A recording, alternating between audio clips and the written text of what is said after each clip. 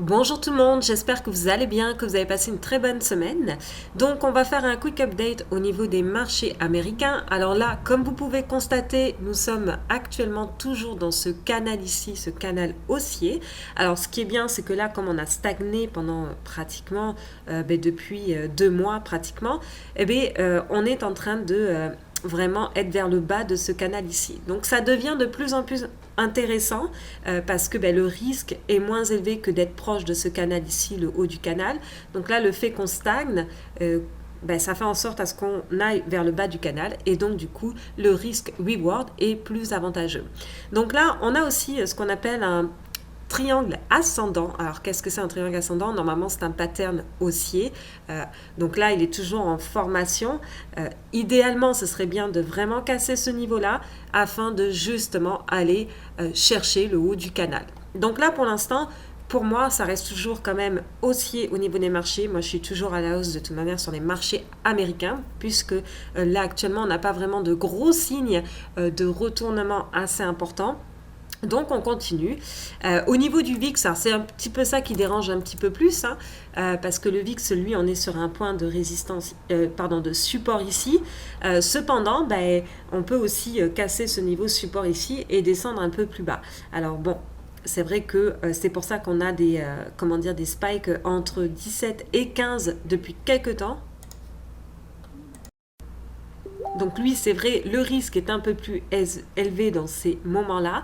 Cependant, ce qu'on peut constater si on dézoome, vous voyez ici, c'est qu'on a quand même encore un nouveau plus bas. Alors je pense que ça va quand même rester dans une zone d'oscillation vraiment ici. D'ailleurs, on peut constater, ici c'est assez intéressant en fait, on a le SP500 qui se trouve ici. Et ici, nous avons le VIX. Le VIX qui nous donne, vous voyez ici en fait la moyenne mobile 15 du VIX. Alors, qu'est-ce que ça dit en fait ce graphique? Ça dit tout simplement que nous avons, vous voyez ici, une sorte de wedge, donc wedge haussier. Donc, généralement, les wedges haussiers cassent le plus vers le bas. Donc là, vous voyez, on a un beau wedge. Mais là, en fait, ce qui serait vraiment optimal, c'est d'aller retester le niveau qui se trouve ici.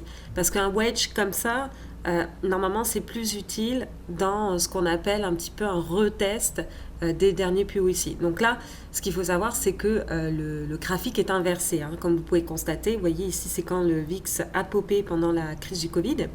Et donc là, on peut constater que le graphique est à l'envers. Donc c'est une façon de faire. Mais je trouvais ça assez intéressant parce que généralement ce genre de pattern-là se trouve lors d'un retest de ce niveau-là. Donc ça se peut qu'on aille vraiment aller tester en dessous de 15 les niveaux du VIX. Donc ça c'est à surveiller. Donc pour l'instant, tant qu'on n'a pas forcément de signe vraiment de baisse vraiment assez importante, hein, comme vous pouvez constater ici. Pour l'instant, on est quand même encore dans un pattern haussier, il n'y a pas de signe. Si on casse le bas de ce canal ici, on aura un petit peu plus de fragilité qui va se mettre en place, mais cependant, pour l'instant, on reste au-dessus, donc c'est positif. Au niveau de l'indice Fear and Greed Index, donc au niveau des sentiments du marché, on est toujours dans la zone neutre. Alors on ressort tout simplement de la zone ici, on était dans la zone de peur. Alors maintenant on sort vraiment de cette zone-là, on est dans la zone neutre. Alors c'est un point pivot, on le sait, entre l'extrême greed et l'extrême fear, hein, c'est vraiment le milieu. Et là pour l'instant, si on continue, on a quand même un petit peu de la marge pour aller un petit peu du côté du greed. Alors ça c'est mon avis. De toute manière, le Nasdaq, lui, ça ressemble un petit peu à la même chose. Hop, je vais aller sur NQ. Voilà.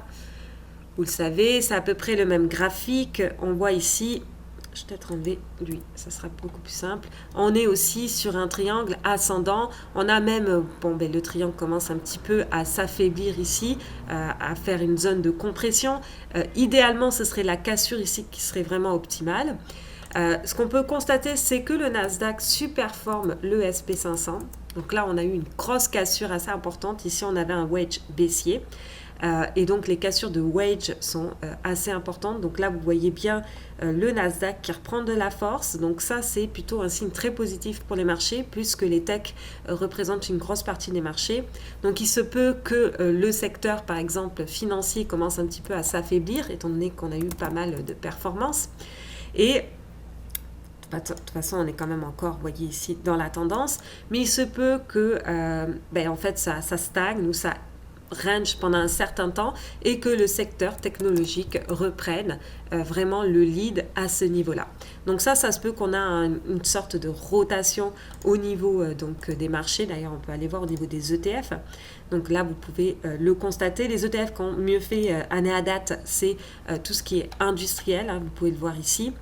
Vous avez aussi tout ce qui est real estate, c'est l'actif réel, donc c'est pareil, vous voyez ici la super-performance. Le seul vraiment qui n'a pas vraiment popé de manière assez importante comme ça aussi, c'est l'un des seuls, c'est donc le secteur technologique. Vous voyez, quand je dézoome, on est plus dans une zone neutre que par exemple les actifs réels, où là vraiment on a une poussée assez importante, ou industrielle et même matérielle. Donc là, vous voyez ici, tout au long ici, on a eu une grosse poussée. Et industriel, c'est pareil. Donc là, on est dans la zone vraiment de stabilisation. Donc là, il se peut que maintenant, ça soit vraiment le secteur technologique qui reprenne le relais. Donc au niveau du secteur aussi, normalement, dans les secteurs saisonniers, j'en avais parlé, on avait le secteur de la santé qui est quand même assez intéressant. Nous avons le secteur aussi de la consommation de base qui peut être assez intéressant, et aussi donc le secteur technologique aussi qui est intéressant. Donc ça, ce sont des secteurs à surveiller. On peut aller voir les performances année à date par exemple. Donc là, les voici, ça c'est l'ensemble des secteurs du S&P 500. Et là, vous pouvez voir que celui qui est en arrière, donc on a le secteur de la consommation discrétionnaire, et nous avons aussi le secteur technologique à 9%.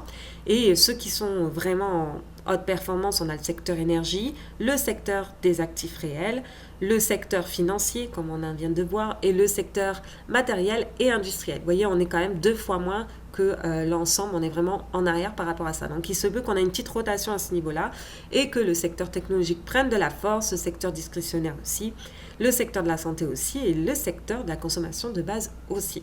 Donc à surveiller au niveau des rotations à ce niveau-là. Après, on peut regarder aussi, vous le savez, c'est quelque chose que je surveille, ce qui est le S&P 500 par rapport à la masse monétaire. Donc lui, si on va au niveau du mensuel, ici, comme j'avais expliqué à plusieurs reprises, on a une zone de pivot très importante. Et là, pour l'instant, on maintient bien au-dessus de cette zone de pivot-là. Donc là, il se peut qu'on monte et qu'on revienne tester après. Et donc, pour l'instant, on reste quand même dans une zone quand même assez haussière jusqu'à contre-indication. Je fais un petit rappel aussi au niveau de ce graphique ici qui est vraiment donc le cycle économique actuel au niveau des États-Unis. Et là, on peut constater que nous sommes toujours dans la phase vraiment du début du cycle économique.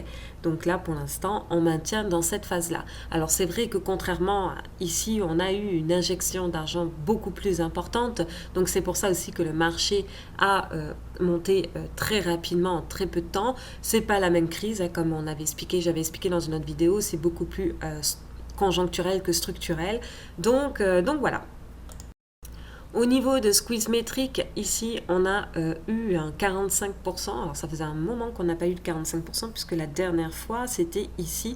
Donc, c'était le 19 mars 2021. Et vous voyez, après, on a eu une belle poussée ici, qui était quand même beaucoup plus de 5%, parce que normalement, dans cet indicateur-là, quand on va au-dessus donc, de 45%, il y a dans les statistiques une moyenne de performance de 5% les 2 prochains mois. Donc là, on avait fait beaucoup plus que 5%. Là, comme on a stagné pendant une bonne période de temps, là, on a refait un 45% ici. Donc là, maintenant, il y a juste besoin d'attendre des confirmations beaucoup plus claires. Mais pour l'instant, ça s'enligne un petit peu plus vers la hausse, là, actuellement, d'après ce qu'on voit, jusqu'à temps preuve du contraire à ce niveau-là. Ce qui inquiète peut-être en ce moment aussi, c'est aussi le dollar. Le dollar, on a eu un bon pop vendredi, quand même assez important. Donc lui, le dollar, c'est à surveiller aussi parce que le dollar monte et aussi les obligations aussi sont quand même, vous voyez, vous pouvez le constater ici, il y a tout qui monte.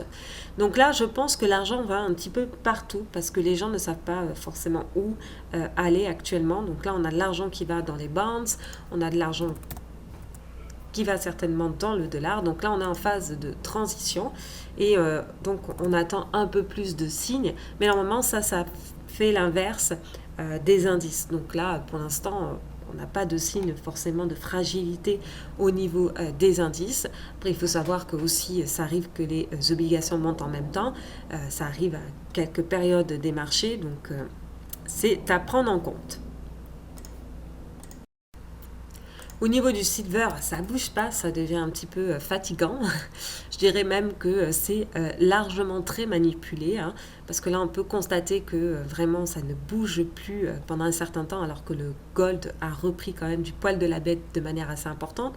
Et bon, quand même on reste toujours dans ce triangle ascendant là qu'on voit de manière, donc on peut le voir d'un point de vue daily, hein, comme vous pouvez voir ici, on peut le voir aussi d'un point de vue weekly et d'un point de vue monthly, donc dans les trois comment dire, cadres, et quand c'est fractal comme ça, ben, ça démontre un peu plus comment dire, de force à ce niveau-là, au niveau de la configuration graphique. Donc pour l'instant, il n'y a pas forcément encore de gros signes, ça dépend je pense aussi un petit peu du dollar actuellement, donc là pour l'instant il n'y a pas forcément de gros signes qu'on revienne baisser de manière assez importante tant qu'on reste, vous voyez, ici, qu'on maintient au-dessus de cette ligne ici, du bas du triangle ascendant. Donc là, on maintient dans cette zone ici. Tant qu'on maintient dans cette zone ici, ça reste quand même globalement neutre. Mais si on arrive à casser cette zone ici, ça sera vraiment un joli squeeze-up. Donc voilà, au niveau du Bitcoin, alors le Bitcoin, là actuellement, on est toujours dans cette phase ici vraiment de repos. Donc pour ceux qui ne l'ont pas vu, là actuellement j'ai un graphique assez intéressant. Alors c'est un oscillateur en fait pour tout ce qui est profit net non réalisé, donc profit ou perte net non réalisé, pardon, on appelle ça le NUPL. Et là, comme vous pouvez constater, on est dans la zone optimiste, anxiété. Et ensuite, on a en orange hop et en rouge capitulation. Donc les capitulations n'arrivent pas non plus très souvent, comme vous pouvez constater ici. Donc là, c'est vrai que comme on n'est pas encore dans une phase de capitulation, mais il se peut qu'on est à la moitié d'un bull run, comme on était, voyez, vers ici, ou comme on était, par exemple, vers ici. Donc là, on est entre les deux, et d'ailleurs on peut voir que la capitulation là elle est arrivée à peu près entre 2011 et 2012, ensuite entre 2015 et 2016, donc à peu près 4 ans plus tard, et là c'est pareil, entre 2015, 2016 à 2020, on a à peu près 4 ans d'écart. Donc, et puis là, on a eu une petite capitalisation à peu près 2 ans plus tard. Donc, il faut voir. Moi, personnellement, c'est vrai que je fais ça en 2 entrées. Là, actuellement, j'ai fait une entrée, mais idéalement, j'aimerais faire une entrée vers les 20 000, 25 000. Donc, je vais voir. Je suis pas vraiment stressée ou pressée à ce niveau-là. J'attends que l'opportunité se présente.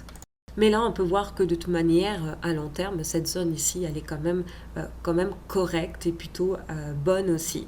Donc voilà, donc ça c'est un graphique qui était bien, c'est un petit peu aussi par rapport au sentiment du marché. C'est vrai que idéalement, comme je dis, c'est la capitulation qui correspond un petit peu ces zones ici aux zones de halving.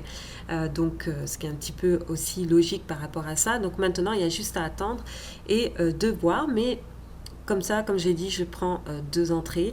Je ne suis pas là à chercher le point le plus bas. De toute façon, j'ai pas vraiment grand chose à prouver à qui que ce soit.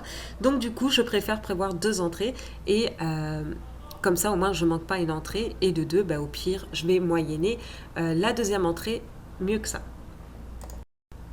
Donc voilà, je vous souhaite à toutes et à tous une très bonne journée et on se retrouve la prochaine fois.